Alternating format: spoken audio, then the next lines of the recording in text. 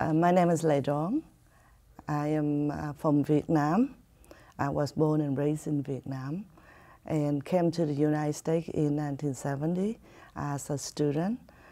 My family is the business people, so they're hoping that I came to the United States to education and then return home to help to run the business. But in 1975, that's when the war is over, and I am stuck here at that time. So I request to be political asylum and got my citizenship, and then my education, and from that point on, moving forward. And in 1975, that's when I started working with the Red Cross, volunteer myself, and the Food for the Hungry, helping with the refugees resettlement, and working with the Red Cross to in the unit, disaster unit, to locate people, a loved one, try to connect to each other, and that's when I start working with the refugee groups. And especially my, Vietnamese country people arriving here as refugees. So from that point on and to this day, I'm still very active working in the community, any way I can do to helping the community to understand the law, understand the way of life here. And right now, I am working as a volunteer with the Vietnamese American community of Georgia. Is the public relation director, and involving with a lot of Asian community. I'm one of the board director at large with the Asian Pacific American Council of Georgia. And last week we just have the gala hosting as the every year, May is the month of Asian Heritage Celebrations. So every year we're hosting it in Gwinnett. We have 12 countries representative attending, and it's sold out. We have 480 people attending. We sharing the cultures. We have performers from different countries to come, and different organizations in Georgia come and share their history, share their culture, share their, hoping that we can reserve our cultures, preserving our identity, and, working in a unity, harmonies with each other. And so when I have invited to come to this project, I'm very excited. I thought maybe that's a good way we can have our voice out there and to let everybody know that we are many faces, but it's all Americans. I was living in California for 26 years. And then at that time, I was a vocational counselor working with the special group like foster children. As a counselor, I work with vocational high school students, which we call now is school to career or career path in Gwinnett, helping the students to get ready out to the workforce. And then I moved to, got married and moved to Maryland, and working as a contractor with the Department of Defense as the senior system analyst, working in the space program, connecting all the communication from up in the sky to down to the military. And I did that for 7 years. And then one day, my family, my husband and my son, we moved out. We come down here to visiting our friend, and then fall in love with Georgia because the weather and the people here, and I love the greens. So we decided to stay. And within 2 weeks, we bought a house and moved down here in 2004 in Gwinnett County, in where I live right now. And my husband was working for a company near there, and he just recently retired.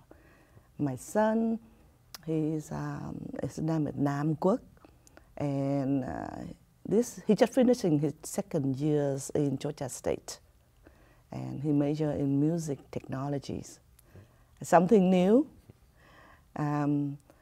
So I'm working right now currently with the Georgia Department of Labor as the tax auditor, working with all the employer, and to helping that I can bridging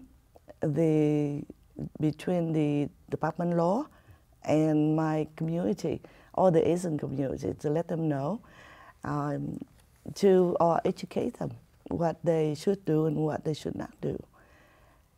By involving with the community, give me a great sense of belonging, understand and strengthening our community together. And it's a blessing because Georgia now, the Asian Pacific Americans is I think is the 2nd largest in the nation. And when people are talking about Georgia, they to this day, they still not understand. They still thinking, when we told our friend that we moved into Georgia, and they're looking at us and say, are you really, what's down there? There's no Asian.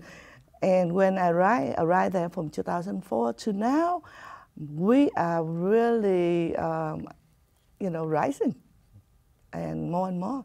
And if you look around in Georgia, especially Gwinnett, the Asian is taking like 30% of the Asian that live here and business here and all that. So, yeah. And awesome. You mentioned that preserving your heritage is one thing that's important to you. What's that been like in Gwinnett? And like, what does that look like? And what is that? I think Gwinnett is a great county. When we're talking about diversity, we embrace it, and we try to work with different multiculturals.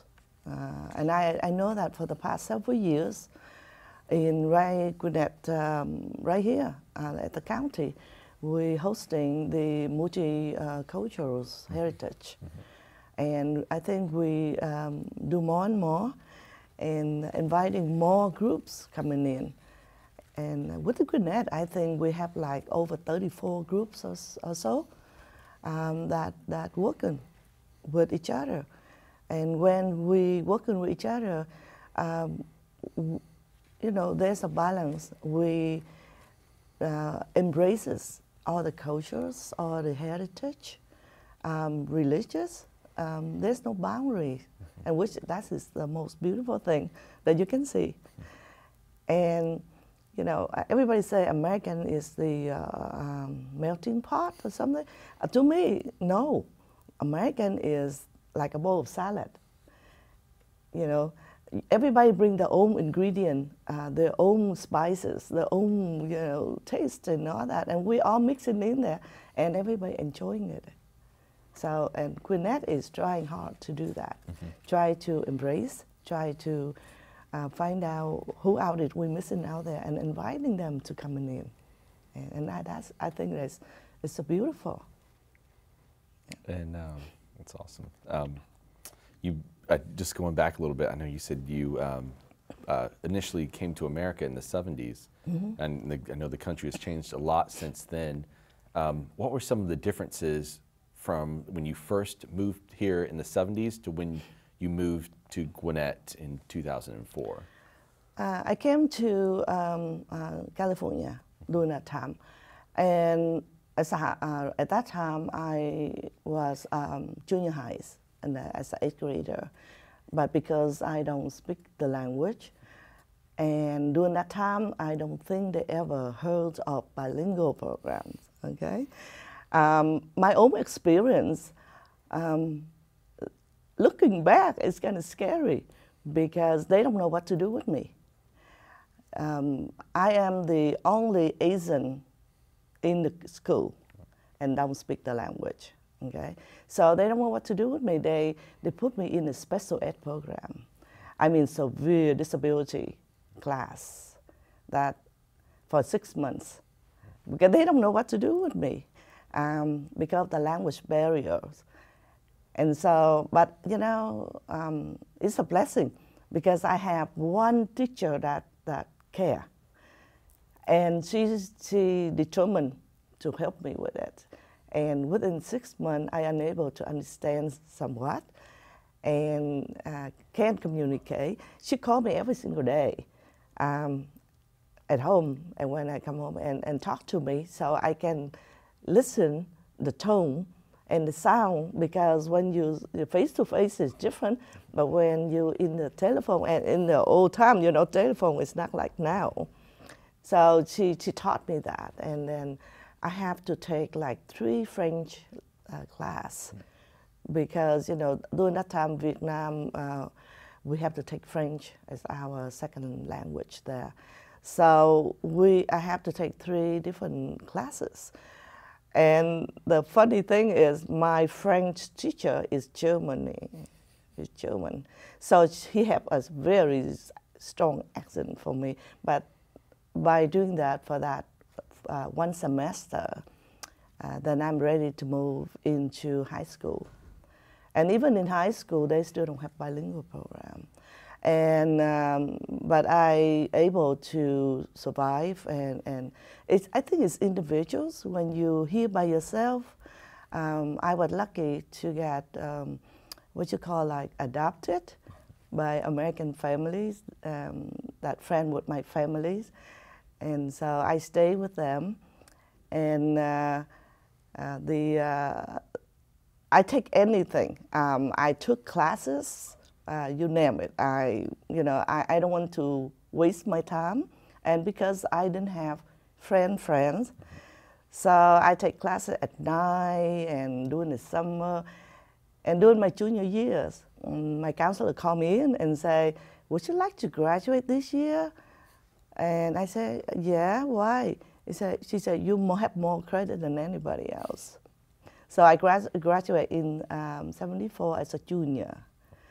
And then just move on, and and then '75, that's when the Vietnamese refugees arrived. So I helped setting up a refugee camp up in the Nevada, between Nevada and it's still in California. It's called Gwinnett Medical Center, which up in the Grass Valley, in between Reno and Sacramento. So I spent my summer there setting up and transport the new arrival and helping them, orientation them, the life, and as a young person then, I worked very closely with the youth, prepare them to go out to the real world, because they stay in the refugee camp. And came over, and they have no idea what's going on, and doing '75 is really hard. And from that point on, I working, go to school and work, and ironically, I work with the school district that put me in that special ed classes, and make sure that we have a bilingual programs, and helping other students. And I did that for 14 years. As a vocational counselor, and working with all the special group that need extra help, and working with the parent that, until this day, even come to Georgia and Gwinnett, I'm involved very much in the education board, and make sure that the curriculum, what they're presenting to the student is accountable. And involved in the PTSA with Gwinnett, Anything to do with the education. I'm very much, believe with a good education, the newcomer will have better chance in the labor workforce. Yeah. So between them, they're very much involved in the community. You name it, I'm there. Yeah. What would you said that you do work some with the public schools here in Gwinnett? Yeah. What would you say? I don't know if you've witnessed it firsthand, but what would you say the experience would be like for students like you now moving here in Gwinnett? Do you think the experience is much better than what you experienced, or what does that look like now? I think now the parent and the student, they have all this program offering to them. The thing that I experienced in the past, I'm just by myself. There is no, the only thing good at that time that every grade in each school, they have the counselor. So any question, you can go to your counselor. You utilize the counselor more than I see here now, because we don't have enough counselor in the school. Maybe one counselor have to look at 2 classes, or one counselor have to work with 3 different schools. So the opportunity for the student to see, or the opportunity for the school counselor to have the opportunity to work with the student and really working with the student and the family, it is less and less. But in the other hand, to make it up for that, they have programs to involve the whole families, like ESL classes, vocational training. They're inviting the parent to come in to participate. But as you know, as the newcomer, the parent is very much involved, try to work to bring the food to the family, and also the language barrier. So most of the time, the parents are not able to meet with the teacher or meet the school. And also, I see what the difference is. Now we have a language department. They can translate some of the information to, disseminate it to the parent. But most of the time, they give it to the student. I know from experience, and because I'm involved in the community and the school. So most of the time, my son come home when he was still in grade school or middle or high school. I keep asking, did you have something for me? And half the time he say, no, nothing. And I know for a fact that he's supposed to bring something home, right? And I say, are you sure? Why don't you look, check in your book bag, And he said, oh, I'm sorry, here you are, And it's already past due.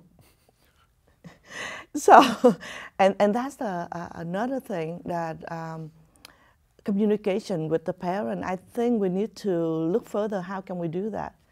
Even the school try hard calling the parent, but the parent doesn't understand the language. Half the time they say yes, yes, yes, but then they really not truly understand that. So I know mailing is expensive.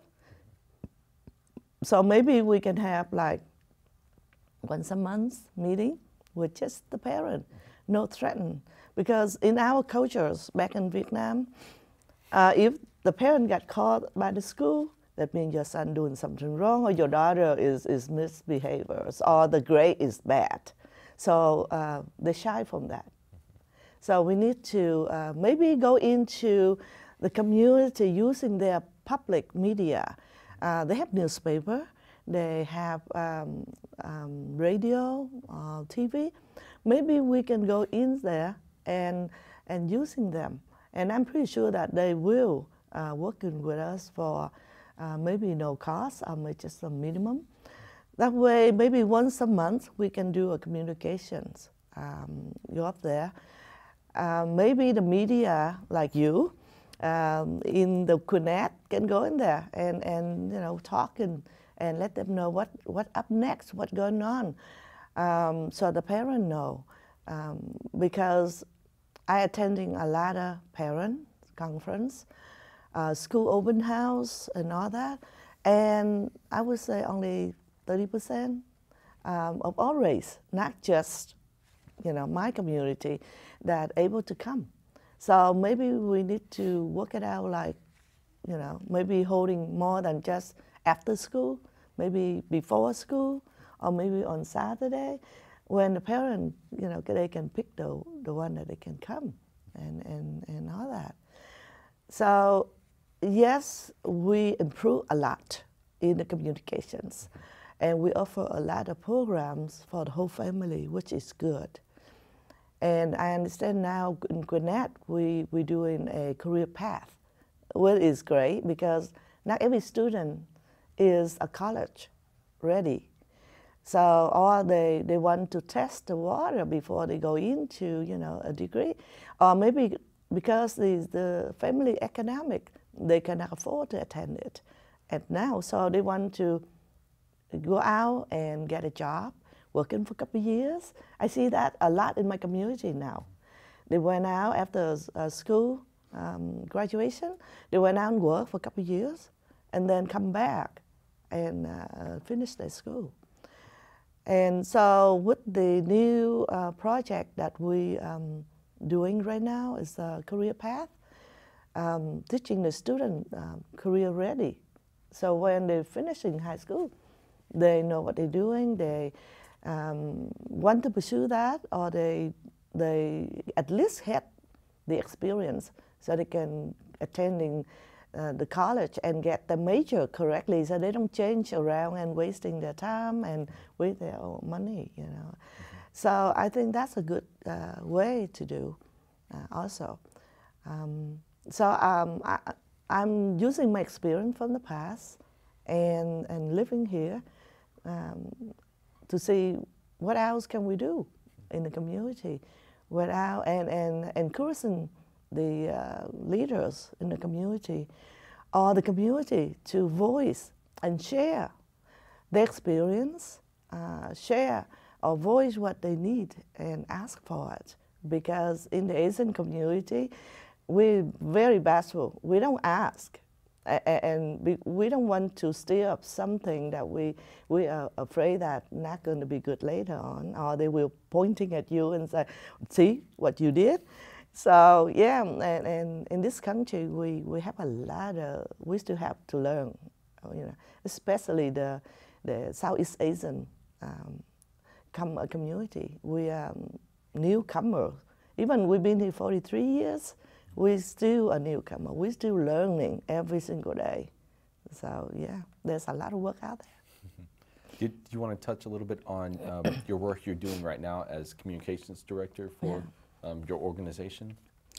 We, Vietnamese American community of Georgia, is a large, like an umbrella. We working with the with the APAC, different communities, working with advancing justice to civil service, encourage people to go out and vote, and hosting all different kind of workshops like Know Your Right, citizenships ready, citizenship class, encourage people to go out and participate in different programs regarding of health and seniors' health and senior program, because our community is getting older. We came here in '75, and during that time is the individuals, that group is now you're looking at 60 and above. And majority, I would say 40%, they are retired now. So that's another different stories. The seniors retire, and this is a whole, not just the Asian community alone. We have Medicare. What does that do? We are shocked, okay? We did not realize what happened because we are working in the labor force. So this group that retiring right now is not. They don't have enough living that retiring, that that they're drawing from the social security money. So you're looking at they was working, the whole family working, and they live in a comfortable living like any normal labor people, and then now they no longer working, and find out that the health cost is so high, so they have to buy a second insurance to pay for what the Medicare doesn't pay.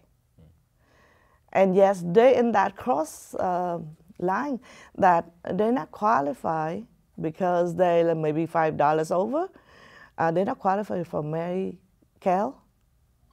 medical, supplemental. They have to pay out everything out of their pocket, which is impossible.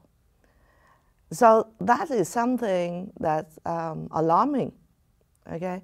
And then a lot of the seniors that most of the time they don't have children here. They came by themselves, or the children still back in the country. So the husband and wife, they receive like $470 a month or $700, and you're looking at cost of housing. We don't have housing. I was shocked too, because I work in the community and try to helping to get housing for the seniors. And the housing, when you register, you're waiting for 1 or 2 years to get on. And when you get inside there, it's not like, like you expected. So that's what I would like to see, the housing more, especially for the seniors, and the healthcare. And we're shrinking. And the healthcare is cost more now than ever. And so most of the time, they will not go to the doctor when they get sick because they have to pay out of their pocket. So yeah, that's a concern right now for my community alone. And I'm pretty sure that across the nation is a problem also. And just to shift gears a little bit, you mentioned before that one of the things that sort of drew you to Georgia was the weather, yeah, and the green space. Do you want to mention a little bit about anything else, or go a little bit more into detail on some of the things that you do enjoy about living here in Gwinnett and would like others to know? Well, when I was work and live in near DC, I work in DC. I take Metro because the cost of parking is crazy up there, like $17 a day. So I take Metro, and that's a great thing. I learned, and right now I'm working in downtown, and because my job is auditor, I have to go out and doing my auditing, so I cannot take MATA. But you live in Gwinnett County, what MATA? There's none, right? And I'm involved with Gwinnett's Place CID and Gwinnett Village CID, hoping that one day we can have transportation more. I noticed in Gwinnett we don't have a lot of transportation in the rural area, because before I was, now I'm an auditor, but before that I was working as employment marketing with Georgia Department of Labor. So I work with a lot of new company moving in here.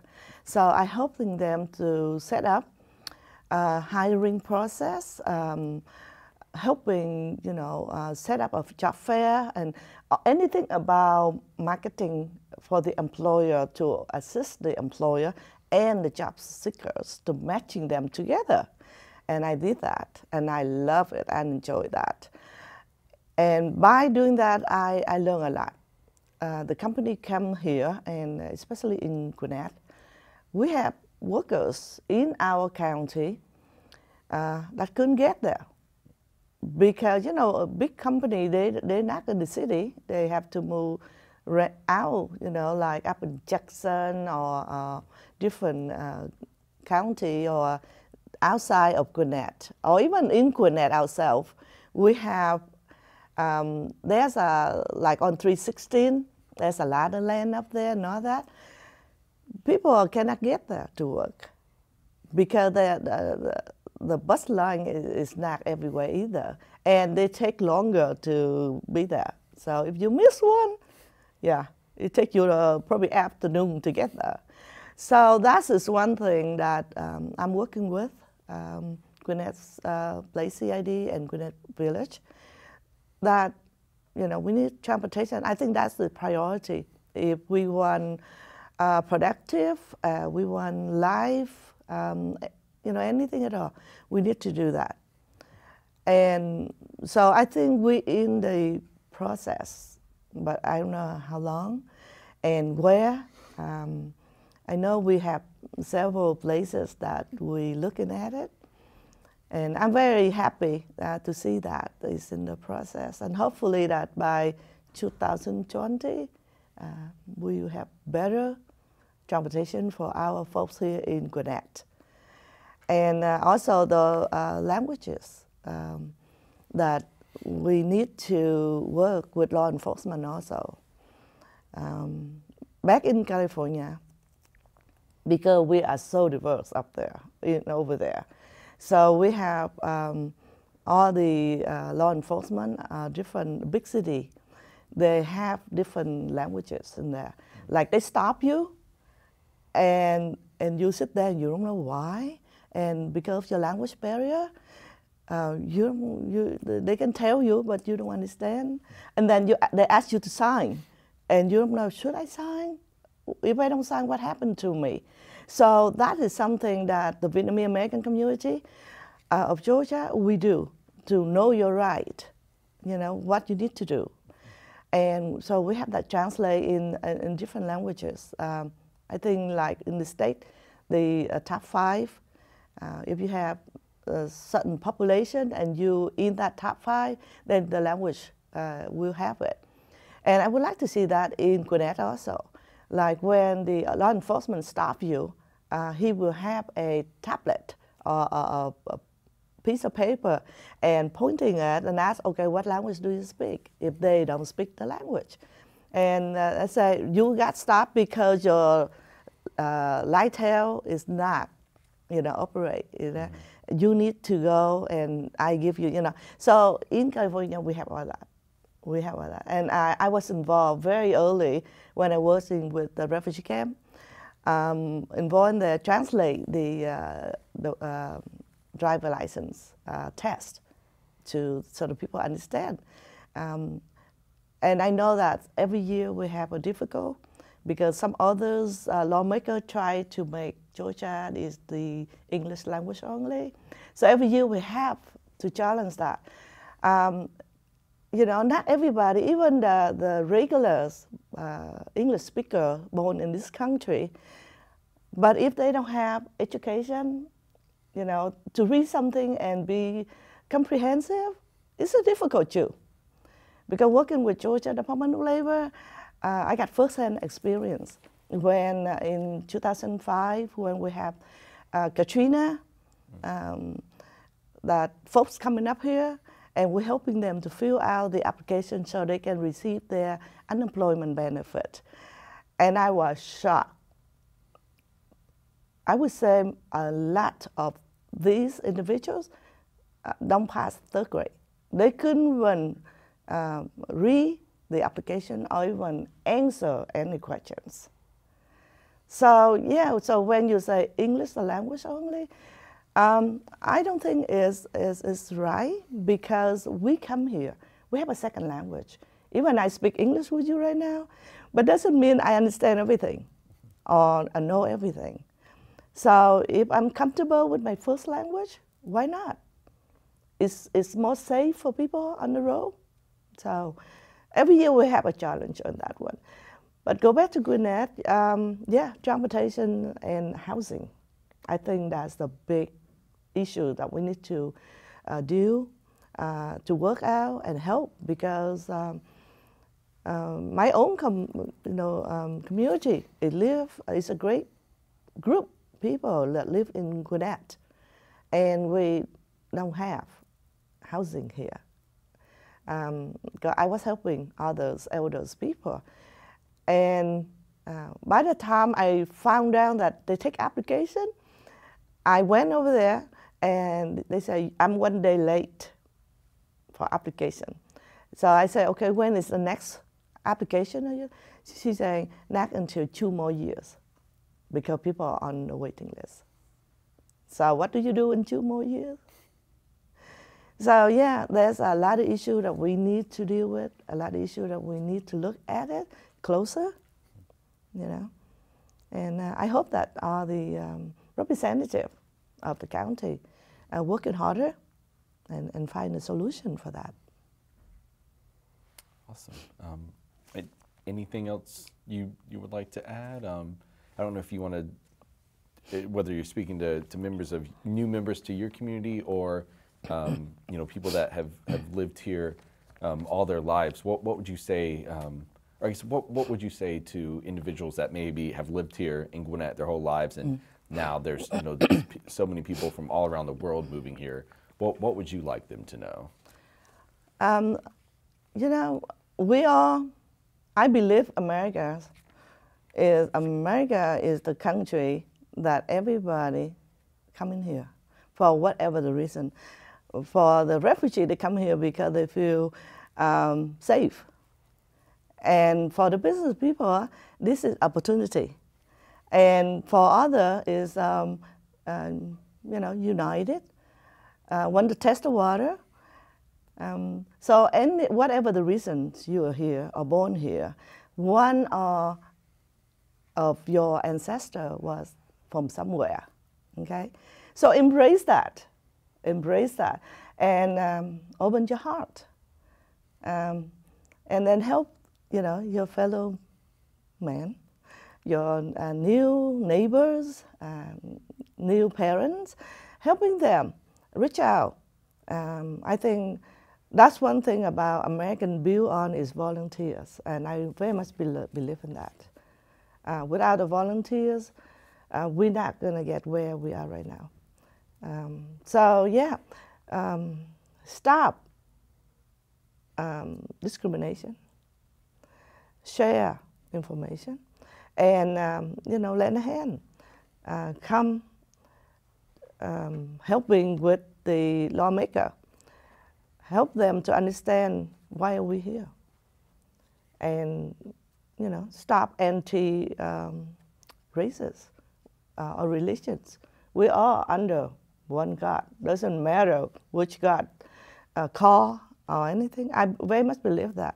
I think it's just one God, but in different generation, different your continental. And then we call different names and different, but if you look at back, they all same. They're teaching us how to love each other and help each other. So it's all in harmonies that we need to do. And for my community, 43 years, you already success. You've been here 43 years. That means you already established who you are and your children. So step out and start helping your newcomer. It don't have to be your group. It could be anybody. So that's my wish for it.